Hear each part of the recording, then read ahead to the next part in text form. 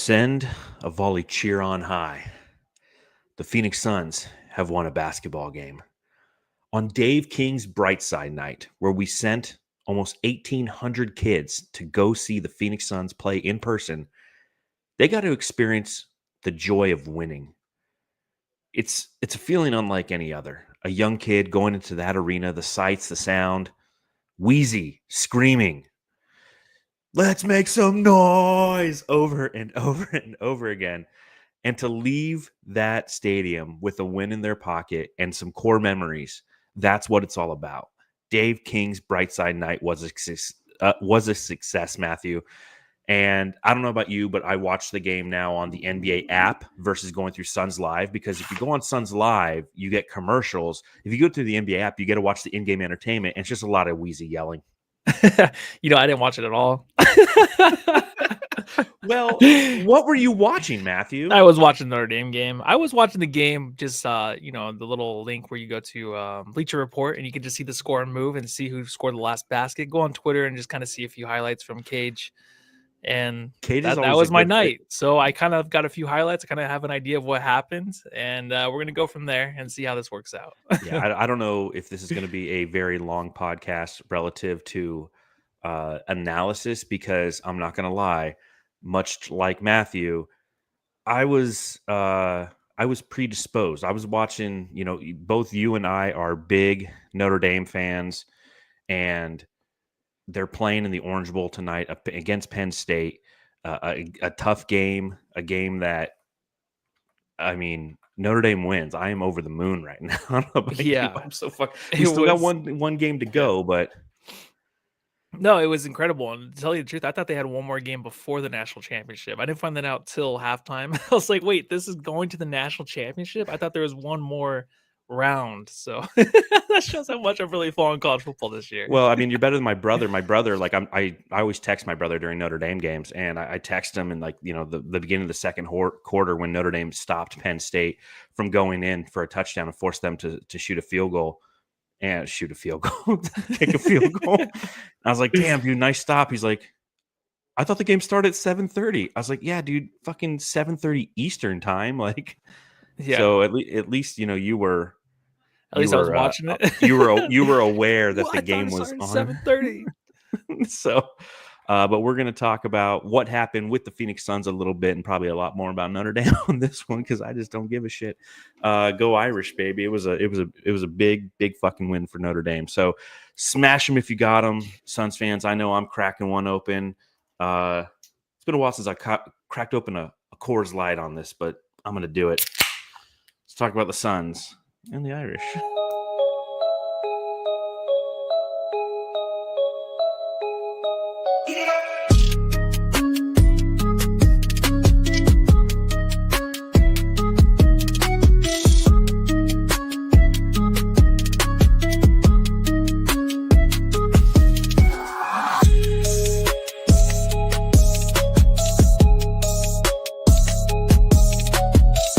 Right, Jamstars, a win for the Phoenix Suns, something that we are not used to talking about here on the Suns Jam Session podcast, but a win nonetheless. They, on Brightside night, come home as a part of a 3-game homestand, playing against the Hawks, a team that, as you covered in the preview for Brightside of the Sun, is a team that has the ability to beat you, that can play with pace, and a team that is coming off of a half-court buzzer beater by Trae Young. And this brings me to my first question for Matthew tonight.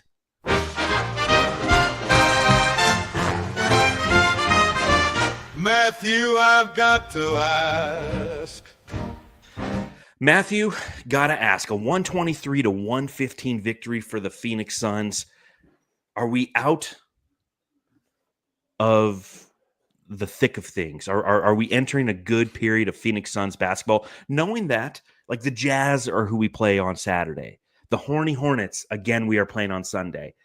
Are we going to start to sift through this? Are we 17-19 and could be 500 by Monday? Yeah, I think it's possible.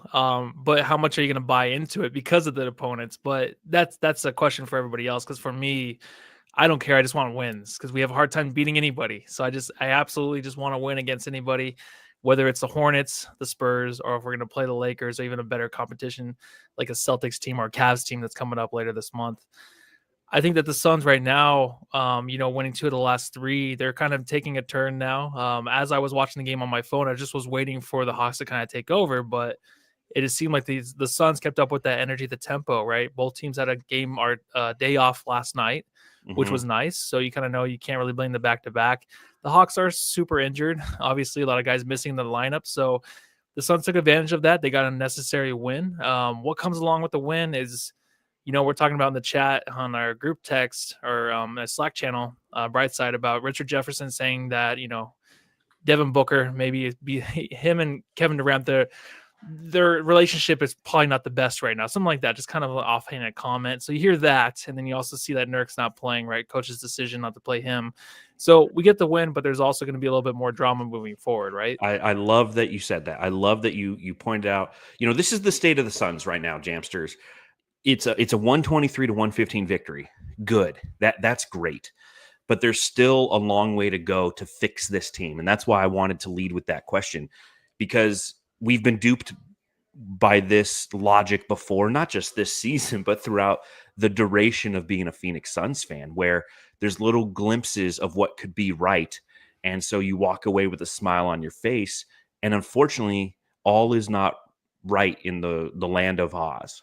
Because you look at the Suns tonight, and the first half, they give up 31 points in the first quarter. They give up 41 points in the second quarter. So it's the 59th time that they've given up 30-plus points in a quarter. And it's the 5th or 6th time that they've given up 40-plus, and they're doing it with a little bit more regularity. Now, to their credit, in the second half, 43 total points is what they gave up. It's their defense that won them the game. Now, they win it by 8, but there's all these little subtext things that are occurring. As you mentioned, there's no use of Nurkic in this game.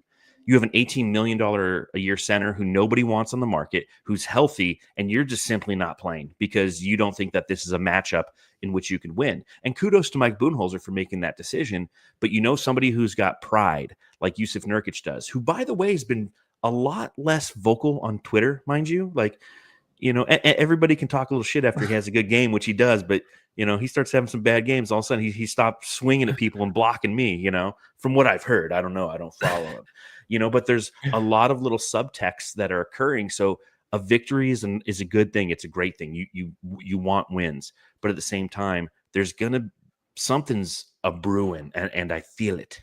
Yeah, and they have been holding each other more accountable. And I think it has nothing to do with the article that was released that I kind of put out there, like about this team kind of just looking in the mirror and just like stop being so insecure, just own up to like what you need to improve on and continue to just work hard and just stop getting into it with the fans and the media. Like that just there has to be a stop to that. So it kind of seems like, that happened. They're owning up to just their mistakes, how they can improve, what they need to work on. They're sick of the energy, like Booker said after last game. So you have them doing that. Hold on. A lot of phlegm left over still. A lot of more. I'm still coughing too at times.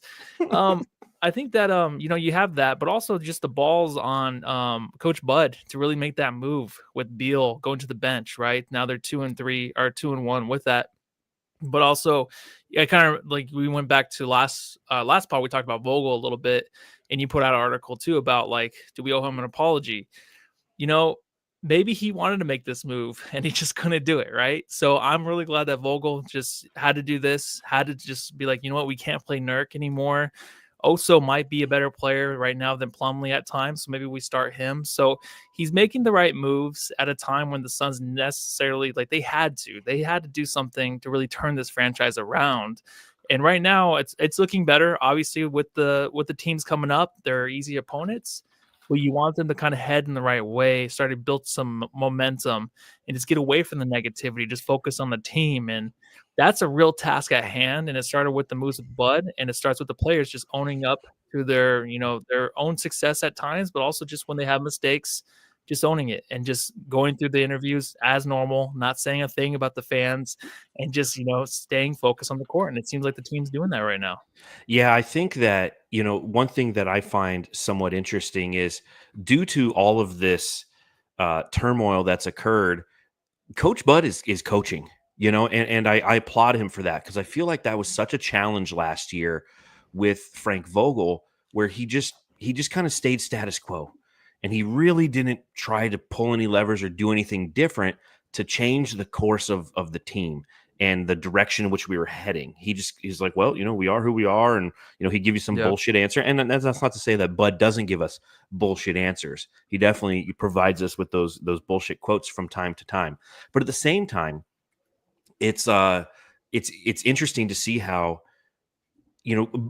Coach Bud is making that decision. I'm not starting or playing Nurk. I'm not starting him, and on a night like tonight, I'm not playing him. It's like, well, what's the why? Well, because you look at Atlanta, and Clint Capella is not a good matchup for him. He's long, he's athletic, he can out rebound him. He's a better rim protector on the defensive end. He has a lot of skill sets that we've seen Yusuf Nurkic struggle against. So why Yeah. let him go out there and struggle? And I appreciate the onus and the willingness of Coach Bud to make those kind of decisions. Now, again, it's underlying a much greater problem for the Phoenix Suns, and that is quite simply that, in these games, regardless of the fact that you are having to coach your way out of them, you still have the highest payroll in the NBA. You have no trade clause contract, Bradley Beal, who played well off the bench, and we'll talk about him. But you still have all these cultural issues, and I bring up that word culture. That's a key word. So obviously, we had a win tonight for the Notre Dame Fighting Irish, winning in the Orange Bowl tonight.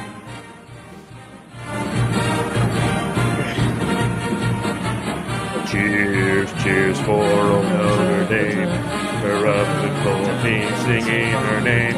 Stand for cheer on high. Shake down the thunder from that thunder sky. But one of the things that they said, that their quarterback, Riley Leonard, said in his post game, when they're up there throwing oranges at each other, he said, it's culture here. We're winning because of culture. And that's what's cracked right now with the Suns. And we're going to continue to watch over this next month as we face the possibility of blowing this up or making some transactions to try to rectify the issues that this team is having. If they can reset the most important thing, and that's the hardest thing to have, and that's culture. What do you think about the Suns and their ability to reset culture? Yeah, it just starts with accountability. Whether the move for Beal to put him on the bench has to do with him making him more disgruntled to leave Phoenix. Like, I feel like that's such a fucking evil move, right? Like, even for an NBA franchise, if that were to happen, I don't know if I would take it lightly. Like, obviously, just being a fan, I'd be like, that kind of sucks. Like, I want players to come here and play. Like, and I don't want them to see like what they did to Bradley Beal. Like, oh, we're gonna bench him and get him the fuck out of here. Like, I hope that Yes, didn't that's happen. I hope culture. yeah, but I hope it happened to where it's just like we have to put him on the bench and be a better team, right? We're gonna improve. We're gonna have a guy coming off the bench scoring 20 plus. Like, that's what we need. We need him and Grayson Allen to light it up, like they did tonight. So that's a great way to start, I think. But also just, I think right here, like Saul Soto says, I prefer a move for a center than Jimmy right now. So that's like the next move, right? It's really focusing on what this team actually needs. And if they don't have that vocal guy like we think that we need in Jimmy Butler, then yeah, go after Jimmy and replace him if we can. Replace Beal if we can. But also, we do need a center. We do. That is one thing that I thought, we don't. Who cares, right? We have the big three. Who cares? We can make it work. But right now, it's like we definitely need a step up, a guy that can step up in that spot and just be more active, be a better rebounder, to be a guy that can score around the rim more efficiently. So until that happens, and maybe we won't really believe in this team. But right now, like making the moves and hitting these guys in the mouths, like Nurkic, like Yusuf Nurkic, the guy, like I feel bad for the dude. Like it's he's not playing tonight. Like he's just going downhill in a way right now in the NBA, and it's hard to face, but it's the right move for Bud, right? Unless there is like an injury we don't know, but he definitely did not play because of matchups. Yep. So that's a big thing that the Suns have to continue to do, and Coach Bud has to do, to put these guys in the best situation game to game, no matter who they're facing, to get these victories. Even though if it is 8 points or so, or if this team is depleted with injuries, like they have to build something here with the team they have now.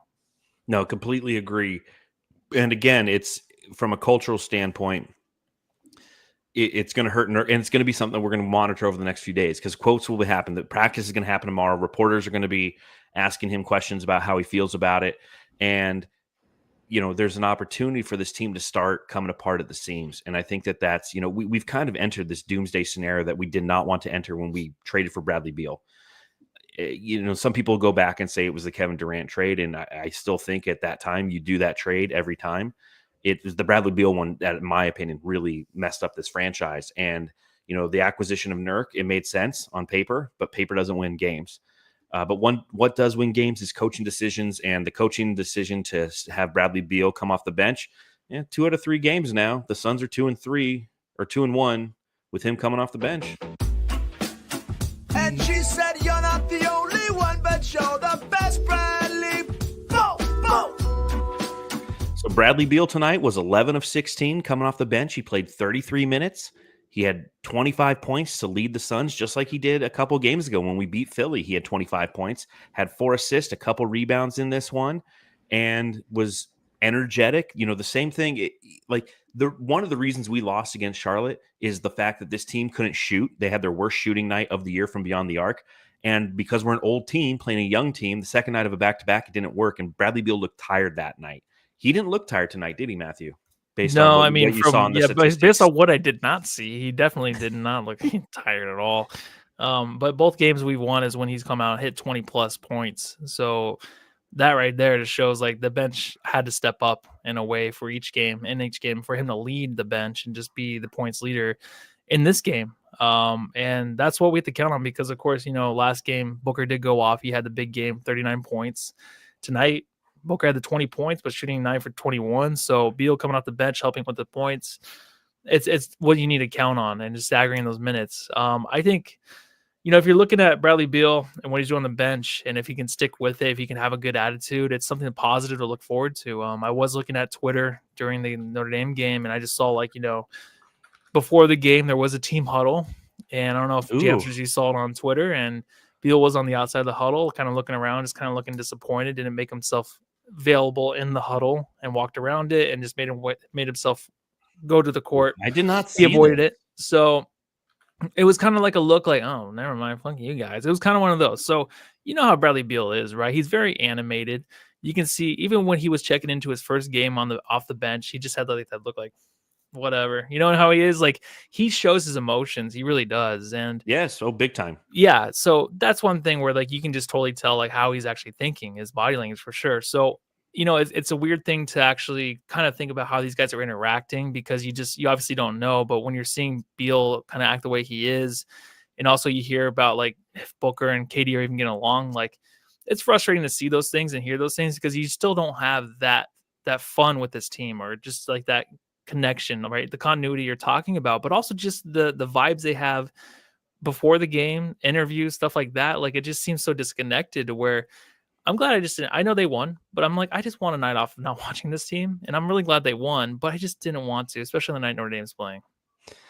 Yeah, well, it was. I'll say this: it was tough for me tonight, because, of course, Notre Dame winning against, they beat Indiana, and then they beat Georgia, and then it's okay, on to the next game, and I find out it's tonight, and it's tough because it's Dave King's Brightside night, and this is something that I've been working with the Phoenix Suns since August. Was my first meeting with them, setting all this up, making sure that we were promoting it, identifying the date, setting up the interview on who we're going to interview. It ended up being Rex Chapman tonight.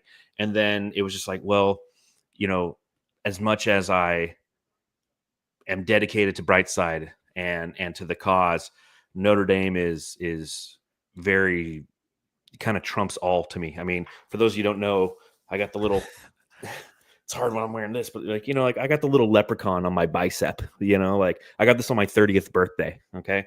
That was in 2012. That was the season that they went to the national championship and got butt fucked on national television by Mark Ingram and the Alabama Crimson Tide. So, I'm a big Notre Dame guy. And then when I heard that this was the night, it was tough. And, I want to give a shout out to Connor Sprague from the Suns, to Brandon Dunes from Brightside of the Sun, who conducted the interview with Rex Chapman, and to everybody who donated to that cause. It was an amazing event. And again, the Suns winning this game. But with all that being said, I was like, man, I really don't want to watch the Suns after what happened the other night too. Like, I'm going to take a break. Now, that being said, like, I watched the whole game on my phone. My phone's charging right now because it was down to 12% because I was watching both simultaneously. So it was really interesting because there was a point when the Suns it was back and forth in the second half. And it was right when the Orange Bowl started going back and forth. We're down 10-0, and then we're up 17-10, and then they're up 24-17, and then we go up, or we throw. I literally text my brother and I go, the problem with Notre Dame right now is because Riley Leonard's a running quarterback and can't fucking throw the ball. We get one-on-one coverage on the outside. All it takes is a guy to slip and we score a touchdown. And as I send that, that's what happens. The guy slips and Riley Leonard hits him and he runs it in. And so for the rest of the night, I just started talking shit about Notre Dame. I'm like, our kicker's a buster. He hits an extra point. I'm like, our defense sucks. They get an interception. I'm like, our kicker can't kick his way out of the room. So it's one of those things, so it is one of those nights where who just said that in the chat? Jones in Cincinnati. He's like, double up night at Darth Vader. Congrats. Yes. And it did not look like it was. My wife took a nap and she woke up and it's like Notre Dame was losing. The Suns were down at halftime. I'm like, it's going to be one of those typical Voida nights. But I'm with you. It's a challenge. Like, to everyone who's watching this podcast or listening to this podcast, you're a true fan in every capacity of it, because not only do you watch this team, you come to us to listen about what our thoughts are on this team. And some of you probably didn't watch the game, and this is where you get that information.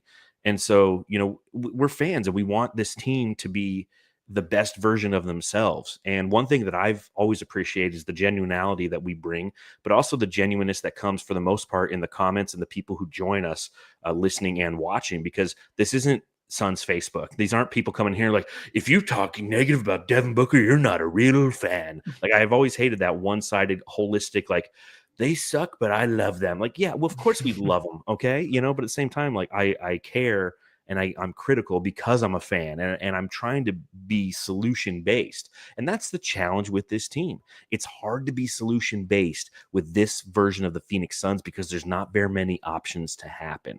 So, again, you take a look at tonight and we're happy to get a win because it's one of those things where it's been so rare, it feels like, this season. But they have to really start stacking these, and it's going to take a very impressive run by this Phoenix Suns team, not only to make the postseason, but to gain the confidence of the fan base back, right?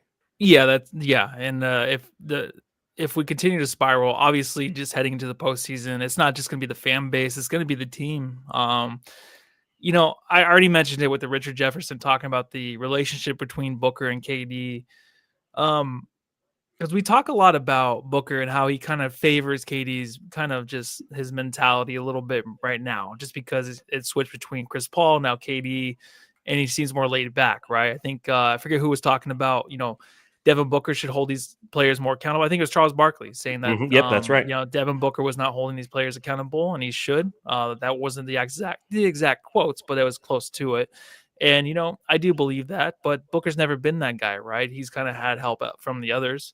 Now he doesn't have that help. So you kind of just figure, if we were kind of just challenging Booker with his aggression, with his leadership and all that this year, but also with KD, we're just like, oh, we see a lax guy. We see a guy, make or miss league. I'm just going to go out there and ball.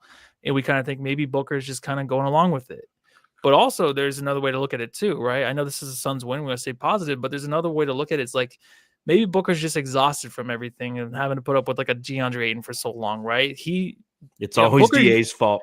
Yeah, but I'm just saying, like, Booker used to exert himself. I feel like in the locker rooms, you always hear about things being thrown, just yelling, DA and Booker going at it. Like, so it was a lot for him probably to deal with that. They needed Chris Paul probably to chill him out and just show him how to actually treat players and treat himself and make sure that he doesn't lose control. Now he's kind of just a little bit more chill, right? And I don't think he's as chill as Durant, but maybe he's coming to a place where he's just like, I'm glad we have this guy, but I don't see it yet. So maybe they just don't trust each other yet. Maybe he doesn't trust his team yet or trust Kevin Durant as much as he probably thought initially he would have. But that's going to be game to game. I think tonight there's a lot of excitement on the court. There's a lot of photos, a lot of videos of these guys getting pumped up. leaving the game, they have the cameras on these guys like, yeah, let's go. That gets me pumped. I'm like, oh my God, we're going to win 5 in a row now. But who knows? But I'm just saying, like, there's a lot to look into when it comes to the personalities of these players, because if they keep losing, the fans are going to be gone for sure, but these players are going to spiral and they're not going to want to be here. And they're going to see how maybe they treated Beal. Things might come out of that. Maybe Booker's upset the way they're treating Beal. Who knows? But I'm just saying things can go wrong for both parties, I feel like. Yeah, I don't think the fans will go anywhere. We'll be here. That's just what happens. We're here. Casuals will come and go. But at the same time, like, I feel like we'll be here. There was an interesting conversation that was had on whatever the Ringers basketball show is now, like the one with Raja Bell. And Raja Bell was that one. No, I saw a clip of it on Twitter. Oh, okay. And Raja Bell was making a point, and he goes, "That's the biggest challenge with the Suns right now." And it's funny to hear Raja Bell say it, because it's something we've been saying for quite some time, and an issue with the roster build and what made this team effective when Chris Paul was on it was that defined the leadership. And Raja Bell was mentioning that. And he's like, you got Kevin Durant and Devin Booker, who are amazing basketball players, but they're passive leaders. He's like, you can have a silent leader, if you will, or a calm leader, but there still needs to be somebody who is going to have that takeover mentality. And it's what we saw from Kevin Durant at the front end of the season. When we went 8-1, everyone references the 8-1 start of this team, right? Oh man, we started so great. What the fuck happened? Go back and remember those games. Those weren't like we were crushing people. Those were Kevin Durant saving our ass like 5 out of the 8 games. It was really a challenge early on. There was cracks early on. It just didn't make itself come to light until some injuries happened. And now we're on the other side of those injuries. And we're going to see how that continues to progress for this team, if they can stop this tailspin and at least try to level the plane out for a bit. But when you watch this team, and I hate to be like this negative Nelly person when it comes to the Suns, even on the night of a win, but this isn't a championship team in any capacity. Watching this team tonight, I wasn't like wowed with the way that they were executing. Because again, in that first half, they have these, because of the lack of youth on this team. And don't get me wrong, we got 2 great rookies, but we have these lapses of being unfocused, where we give up 41 points in a quarter, where we give up 31. Like the Suns came out in fuego. They had a great start to the game. They had 38 points in that first quarter. You're like, yes, but you're only up 7 because on the defensive end, they were saying on the broadcast, it's like, shit, the first team to start playing defense is going to be the one that wins this one. It just happened to be the Suns, and it happened to be in that third quarter where they outscored them 30-20, going up 10, and then they just held them off in that fourth quarter. But credit where credit's due. There were some solid performances tonight. Bradley Beal, as we mentioned, 25 points coming off the bench, and he wasn't the only guy who was a sniper coming off the bench. It's been quite some time since we've heard from him going over 20 points. But Grayson Allen, man. Hi, Barbie. Yeah. Oh, hi, Alan. Oh, Grayson Allen, a fuck shit up guy.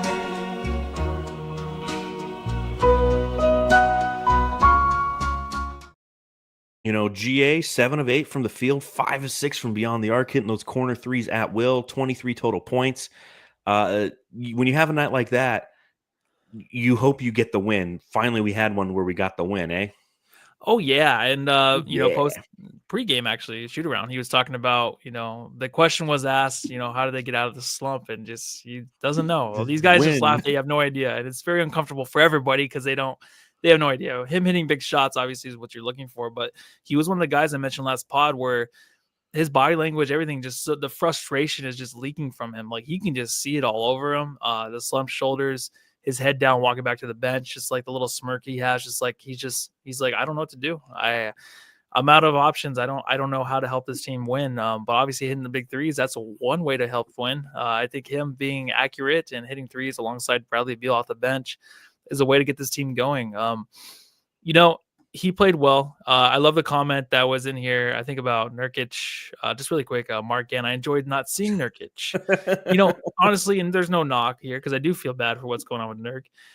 If he didn't play tonight, but if we go the rest of the season and the rest of the month, and he just never came off the bench, or he wasn't on the bench, I would forget he was a Sun. I really would.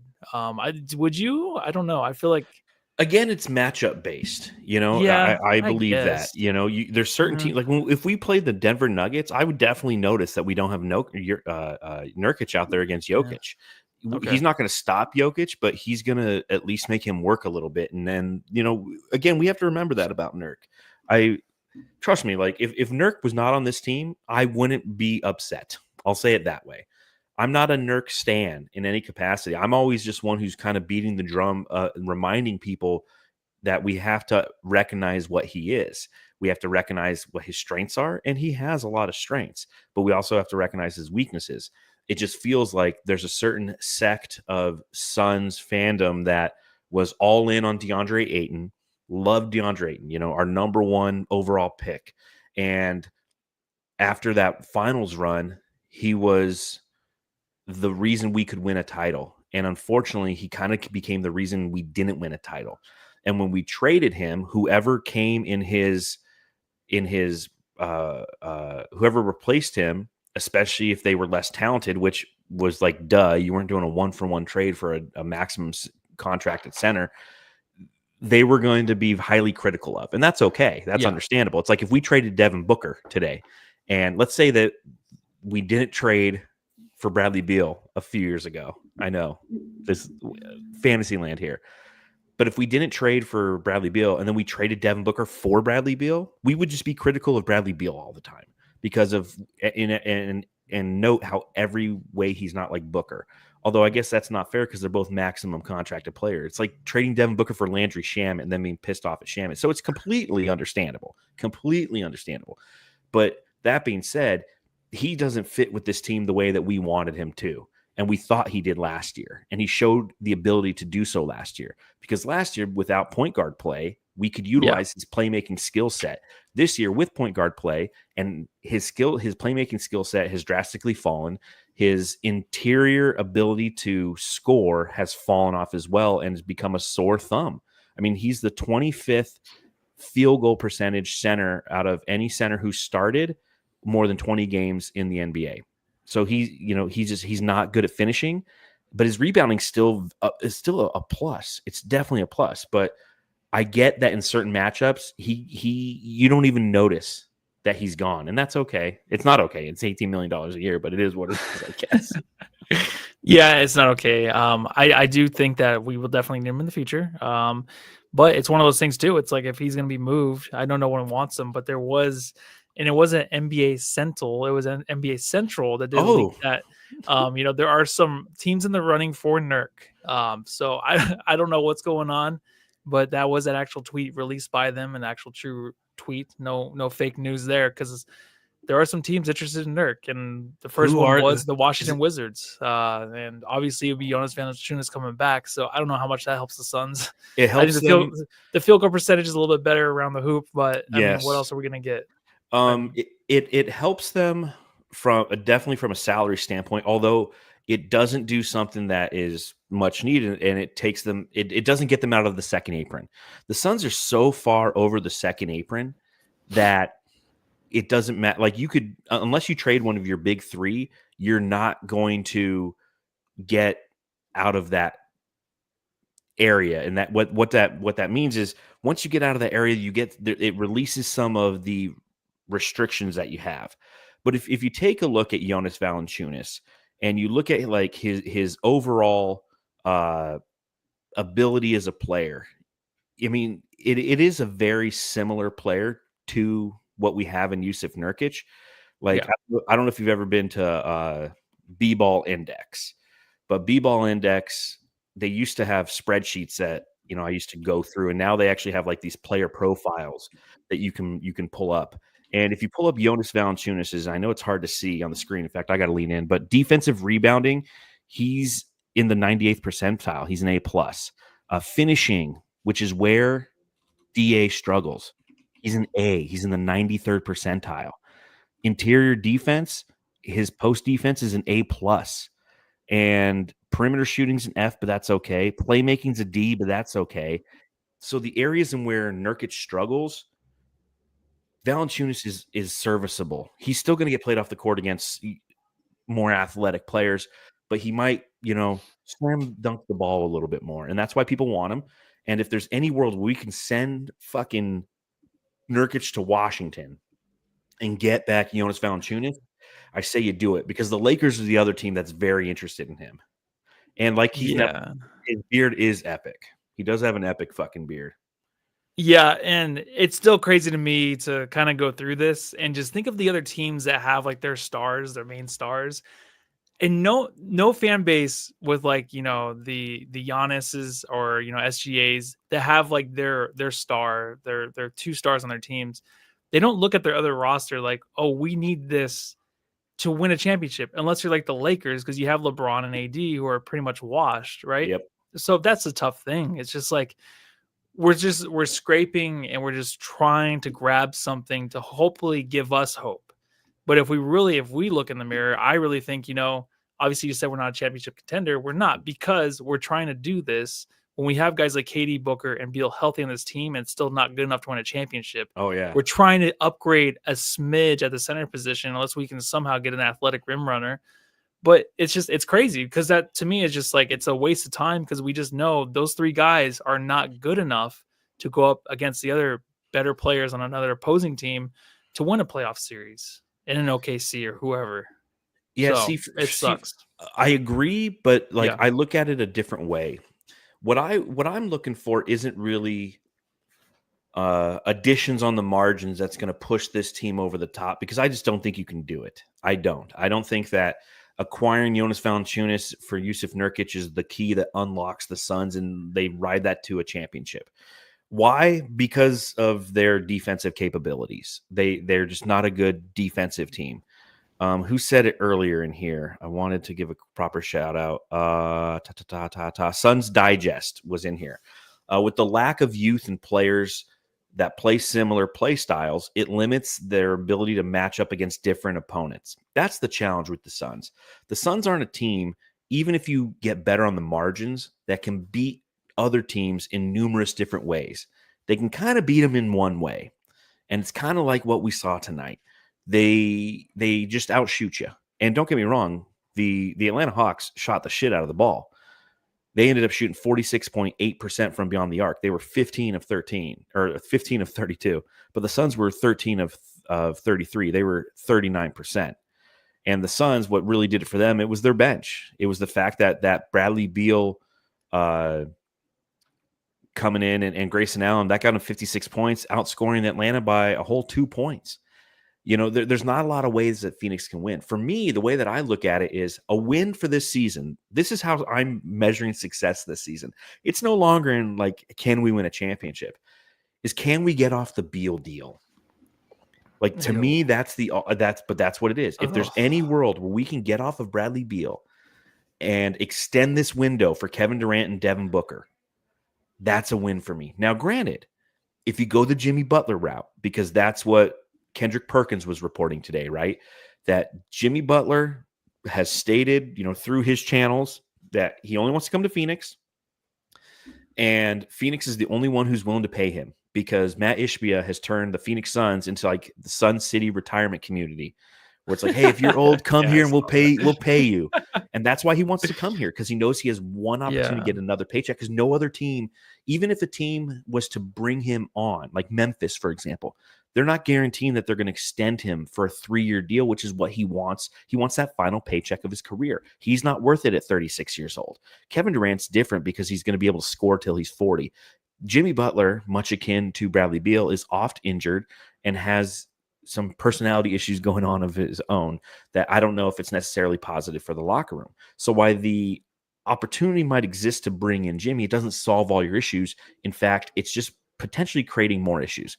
The only difference is if you bring in Jimmy, at least you won't have a no trade clause in a contract. So if things aren't working, you can try to sell him somewhere else. And if he's grumpy, oh well. It's like, hey, Washington, like you could just send him to oblivion. Be like, you want to be a Charlotte Hornet? It's like, I don't want to. You're like, fuck it, we're gonna get shit for you. And that's an option that the Suns just don't have this year. So that's what success is for me this year. It's turned into, we can win a championship, to like, can we just get the fuck off the Beal deal and try to extend this Kevin Durant, Devin Booker window another season? Because it was always a 2-year deal. Yeah. And we're not going to make it, man. We're not going to make it. Well, that's the thing, is like, I don't think those two guys can win us a championship. I don't care like who the third guy is. I don't think they're good enough to do it. I don't think they have it in them. And I hope they're watching, and I hope they prove me wrong. What But if it's Wemby? so yeah, I know. Wouldn't that be great? Then So yes. if you're looking at getting out the Beal deal, that is it's exciting. But to me, it's like we get Butler back, and it might not be good enough. And if we get other pieces like a center, it's still not going to be good enough. I just think having Booker and KD as your main guys, we've seen enough to where it's not good enough. It's not, unless you're starting a season off, it's not good enough. And the fact that we kind of have to like hope that Beal or Butler comes here to replace Beal, it's sad because that's not good enough. And also, it's like, should we just start blowing up now? I know that Ishbia can't now because he has to ride this out. But to me, I'm just like, I feel like it's close to where That's where the fan base is at. If you're saying, we have to do those things and look forward to that, that means we're not going to win a championship for another 10 years or so, because there's other teams right now that are just lining up that we have absolutely no chance against in the next 5 years, and us to actually have to rebuild, go through everything we did before, taking the necessary steps to get there again. That's about 10 years out. So I just don't see it. I really don't. I've seen too much of it. Like, it's just not there unless they really turn it around, really surprise me. But like you said, even when we started the season, we were barely winning those games, and KD had to be God himself to win those games. And we were like, oh my God, It's this is of our Kevin Durant. defense. And it's not good enough with those two. I'm sorry. And they're not who we thought they were. You know what the math is. And he's like, if we want to get anywhere near where we have to pretty much go, 70% winning percentage the rest of the season. And I just don't see it. Keith Nettle says it in the chat. He goes, has anybody seen us putting together 4 good quarters and even sniffing a win against OKC? Not me. Not me either. And that's the issue. And that's what, Matthew, you're talking about, because you talk about those teams like the OKCs, like Houston, right? These young, hungry, gritty teams that have built it, but they've also built up a stable of assets that the Suns simply do not have. So not only are these teams really good and talented and young and have youth, they have the ability to pull the trigger on something if they want to. And what's interesting about both of those teams, Orlando included, Orlando's playing okay considering like they've been decimated with injuries. But with all these assets, they haven't made a big splash at all because they've watched teams like the Suns do that and how it's failed miserably because talent doesn't equal chemistry. And that's what those teams possess. I mean, we talked about on the last podcast. Would a team like Houston want Kevin Durant right now? No, because they have a great chemistry going on. Why would you're injecting a great scoring forward onto that team, but you're infecting that team's chemistry and what makes them who they are. You're infecting the identity. And those teams are winning because their identity is one of organic chemistry, something that we once possessed here in Phoenix and enjoyed riding that to the 2021 NBA Finals and then winning 64 games the following season. And now we're a team that has a disease of not knowing who they are, that is having a midlife identity crisis. The Suns are a team that is a middle-aged man driving around in a Corvette with the top down, with no direction. They don't know where they're going. They're just going down the 101. Where are you going? I don't know. I got a car. It's nice. They got nice looking things, but they have no joy or happiness. They're possession based. They don't find happiness in the things that they thought they would. That was deep, man. And you're on mute. It's like double whammy. Wow. I had a point, but I kind of forgot it. But I was actually trying to look up the Beal interview because people keep mentioning it. I don't know if Beal interview from tonight. Yeah, just the post game interview. If there's something that happened, but yeah, Shaiba said, "Did you see the Beal press?" This is the third time I've seen that, so I don't know if he's.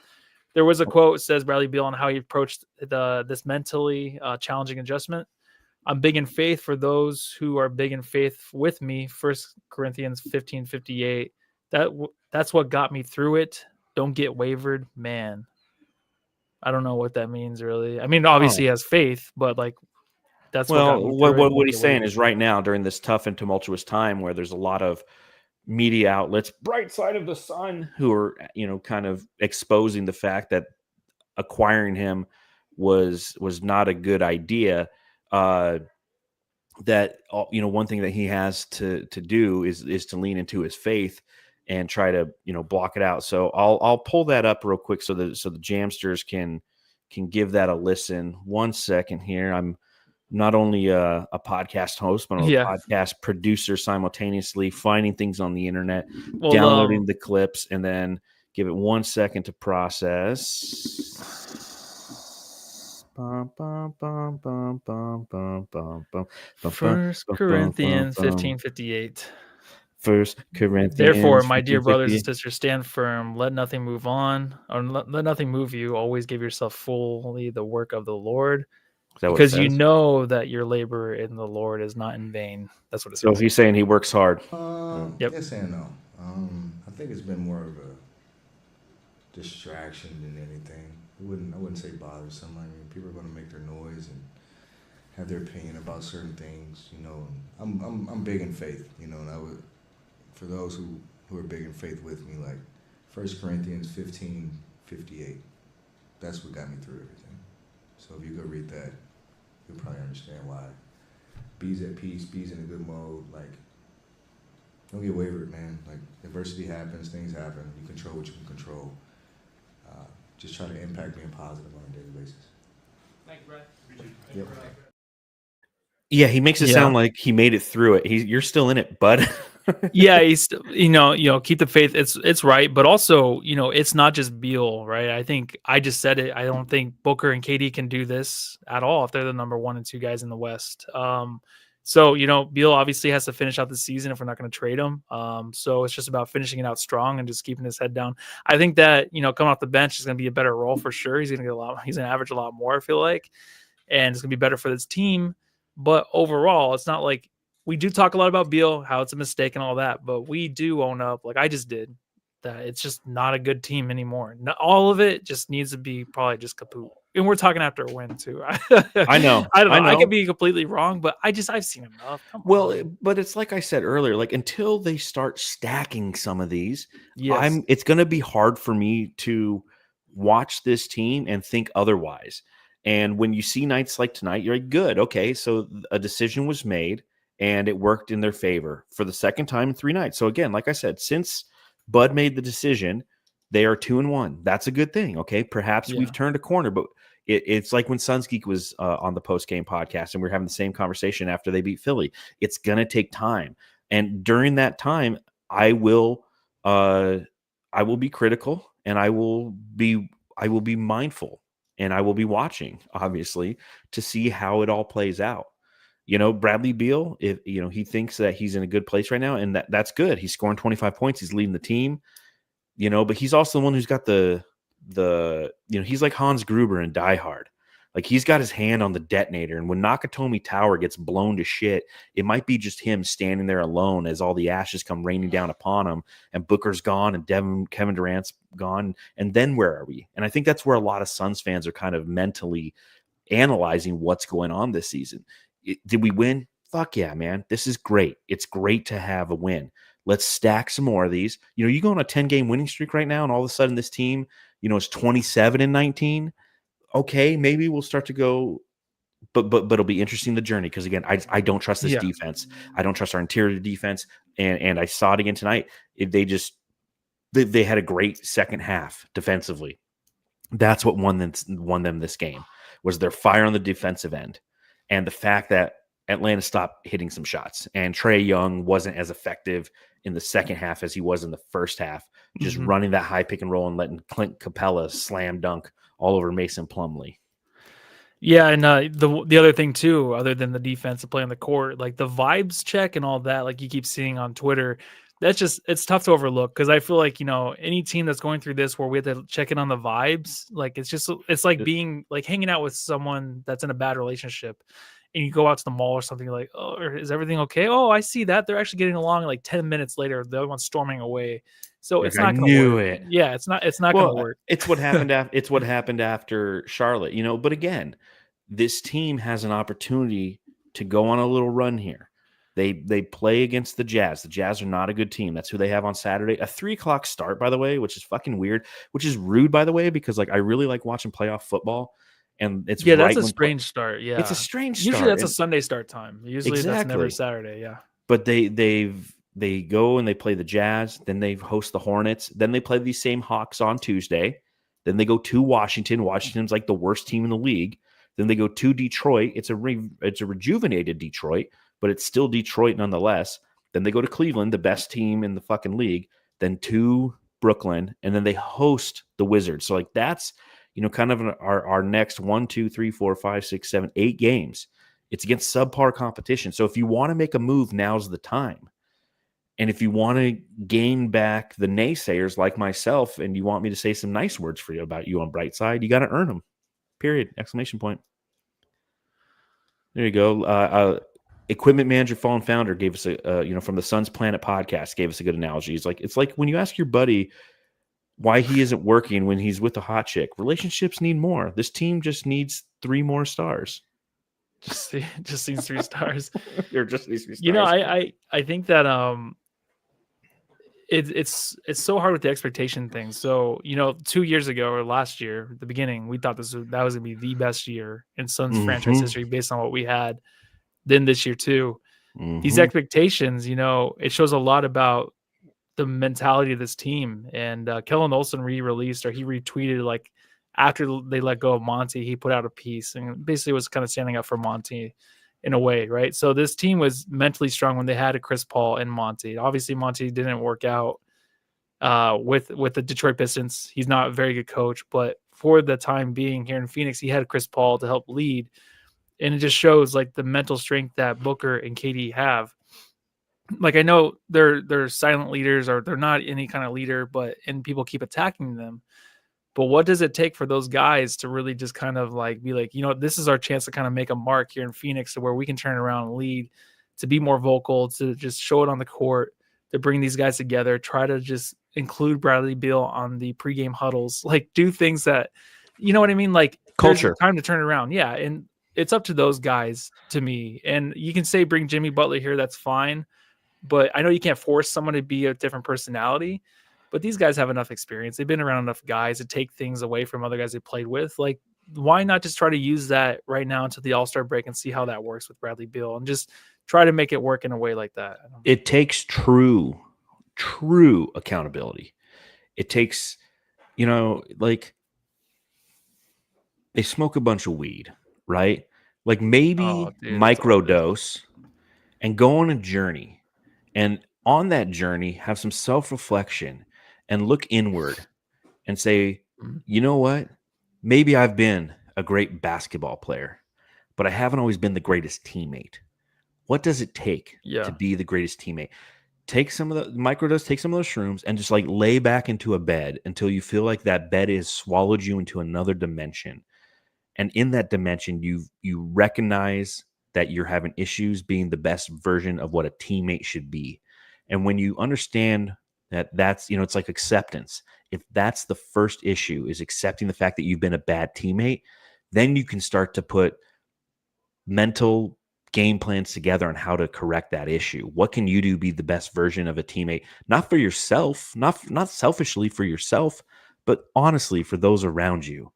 And perhaps on that journey, as you're walking down the road and you see a little porcupine on the side and he's like, "Hi, Devin," or "Hi, Kevin," you come to that realization that that's what it's going to take. Because you look at Oklahoma City Thunder and you look at the Cavs and you look at the Houston Rockets and the Knicks and and Boston, and there's a selflessness, a true selflessness that occurs with that team that even Bradley Beal's comments tonight, it's like he's talking about him, and that's okay. He's asking a direct question about him. Yeah. He likes it though.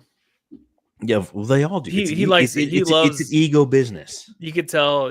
But I mean, after that journey, man, they come out and they can still just be a prick like Aaron Rodgers and still trade their whole team for Devontae Adams. It's true, you though. know what I mean? It's true. Yeah, realization is one aspect of it, but you also have to have the ability to act upon said realizations. That's beautiful.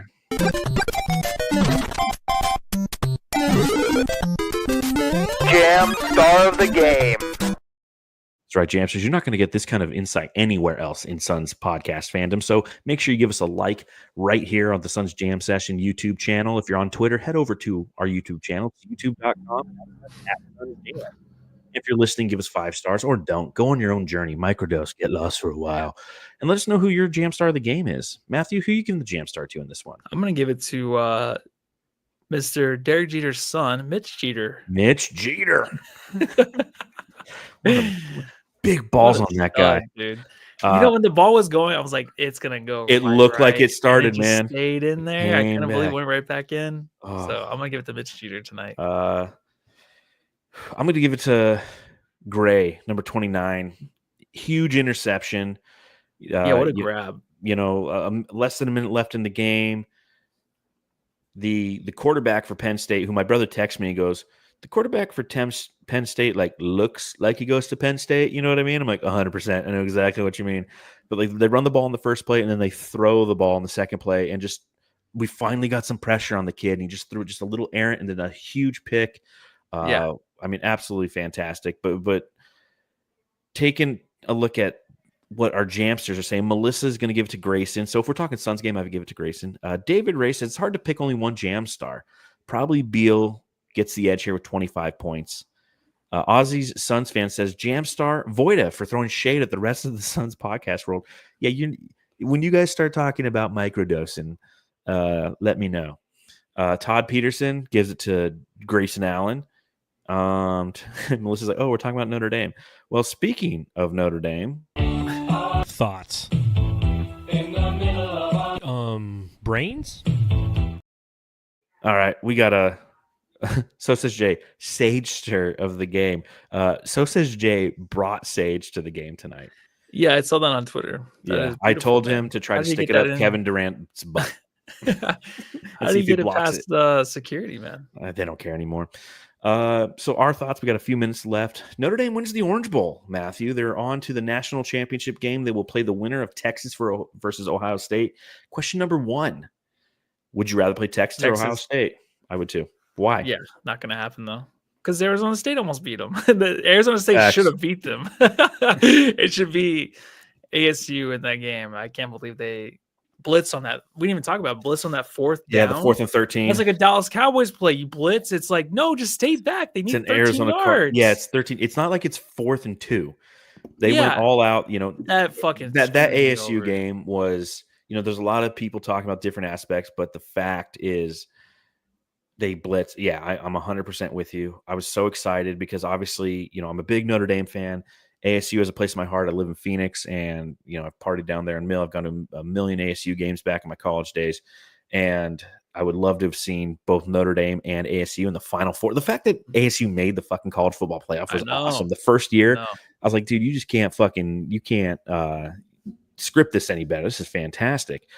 And they burned themselves on that final play. But now Ohio State's fucking rolling right now. They're rolling right now. And it's funny because it's like I want Texas to win because I feel like Notre Dame would have a better chance against Texas. But then if Texas beats Ohio State, I'm like, fuck, uh-oh. Yeah, that's true, right? But I will say this. They can win on mistakes or something. Like, it's like, just a bad game by Ohio State. A couple, like the Michigan game, right? Like they blew it against Michigan. Oh, man, I watched that one. I was up at the backyard for that one. You were there. The Michigan one? Ohio State, Michigan? Weren't you there? No. I was watching Notre Dame and ASU. Yeah, but I don't think so. The morning game was. Oh, okay. Okay, so you missed that. Yeah, so I was there for that. But I will say that I can't stand Ohio State. And here's the reasons why. 1, Ted Ginn Jr. Okay, 2007 Fiesta Bowl. Notre Dame plays Ohio State. Ted Ginn Jr. just beats the shit out of us. And then Ted Ginn Jr. goes on to catch a pass later in his career, while he's playing for the Steelers. That annoyed me. And Ohio State versus Notre Dame, and I want to say the 2016 Fiesta Bowl. That's the one where they had Ezekiel Elliott. We had Jalen Smith. Jalen Smith blows out his ACL. Ezekiel Elliott runs all over us and just kicks the shit out of us. Ohio State just beats the shit out of Notre Dame any time we play them. And then last season, we played them at home, and we almost beat them against Ryan Stupid fucking Day. And then they came back on the last drive and won. I don't know if you remember that, but I was at a friend's house for poker night. So like, I still like Ohio State. So we'll see. We'll see. It's Jamstars are like, yeah, I've heard this 4 times, John. Yeah, okay. Voida doesn't like Ohio State. Sorry, Yeah, while you were talking, I was looking at the Bradley Beal thing before the game, and how he just was like avoiding that little huddle, and I could just see like Monte Morris looking at him like, "Are you coming in here? You coming in here?" I don't know. All right, I'm looking too far into that. Shit is awry in Phoenix. But yeah, let's go Shit to is our definitely game. right. Yeah, so January 20th. So I'm gonna have Yeah, to take Monday 21st night. off. Yeah, that's Martin Luther King Day. Do you have that day off? Probably not. It does. So I'm going to make that a 4-day weekend. All right, well, I'll take Tuesday off. No, because I'm already taking oh, maybe I can do a 3-day weekend. No, I can't do that. I'm taking that's my birthday weekend, so I'm taking the 17th that's right. off. Yeah. That's right. All right. Well, Jamsters, well, thank you for joining us for the Notre Dame Jam Session podcast. Truly appreciate it. Big night for Notre Dame, winning the Orange Bowl. Big night for the Suns, finally getting a win again. But things aren't all right in Suns fandom, so we'll continue to monitor after every game. We'll be coming to you live Saturday after the Suns play the Jazz. My name is John Voida, managing editor of Brightside of the Sun. He's Matthew Lissy, senior staff writer. Hi, how you doing? And that's it for the show, everyone. Go home, love your family.